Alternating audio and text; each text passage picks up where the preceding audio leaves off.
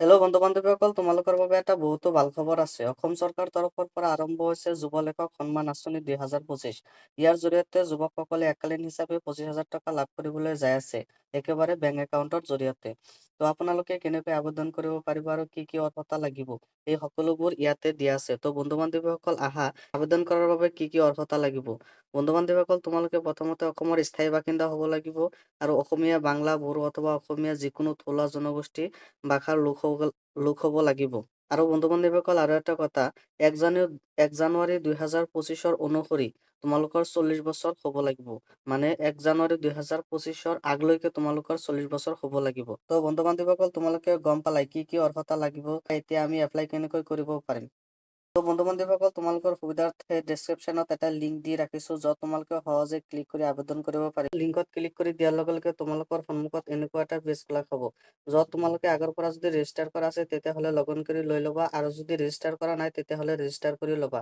এতিয়া বন্ধু বান্ধৱীসকল, আমি কেনেকৈ আবেদন কৰিম। আবেদন কৰাৰ কাৰণে তোমালোকৰ সন্মুখত ওপৰত যিটো এটা অপশ্যন আছে, প্ৰশাসন পৰিষদ সাহিত্য বঁটা 2025, তাতে তোমালোকে ক্লিক কৰি দিবা।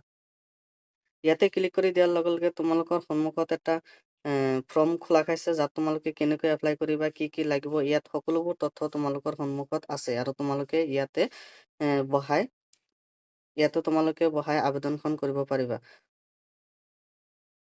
প্ৰথমতে তোমাৰ নামটো কি, তোমাৰ ঠিকানা, তাৰপিছত তোমাৰ গাঁৱৰ নাম কি, ডাকঘৰ, জিলা, তাৰপিছত তোমাৰ ডাক সূচনাংক নম্বৰ, তাৰপিছত ফোন নম্বৰ, ইমেইলটো দিব লাগিব, তাৰপিছত তোমাৰ যিটো জন্মৰ তাৰিখ, সেই জন্মৰ তাৰিখ দিব লাগিব, আৰু তোমাৰ যিকোনো এটা গ্ৰন্থ প্ৰকাশৰ নাম দিলেই হৈ যাব। গ্ৰন্থ প্ৰকাশন প্ৰতিষ্ঠানৰ নামটো দি দিবা, আৰু তাত ঠিকানাটো দি দিবা, আৰু গাঁওখনৰ নাম দিবা, ডাকঘৰ দিবা, জিলা দিবা, ডাক সূচনাংক নম্বৰ দিবা, ফোন নম্বৰ দিবা, ইমেইল দিবা, জন্মৰ তাৰিখ দিবা, আৰু গ্ৰন্থখন প্ৰকাশনৰ সময় কিমান আছিল, এই সকলোবোৰ তথ্য তোমালোকে দি দিবা।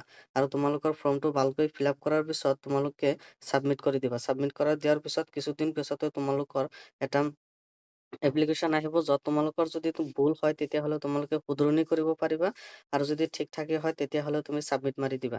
তো বন্ধু বান্ধৱীসকল, আজিৰ ভিডিঅ' কেনেকুৱা লাগিল তোমালোকে কমেণ্ট কৰি জনাবা, আৰু আগন্তুক দিনত এনেকুৱা ভিডিঅ' পাবলৈ আমাৰ চেনেলটো ছাবস্ক্ৰাইব কৰি ৰাখিবা। বন্ধু বান্ধৱীসকল, আজিৰ কাৰণে এইখিনিলৈকে।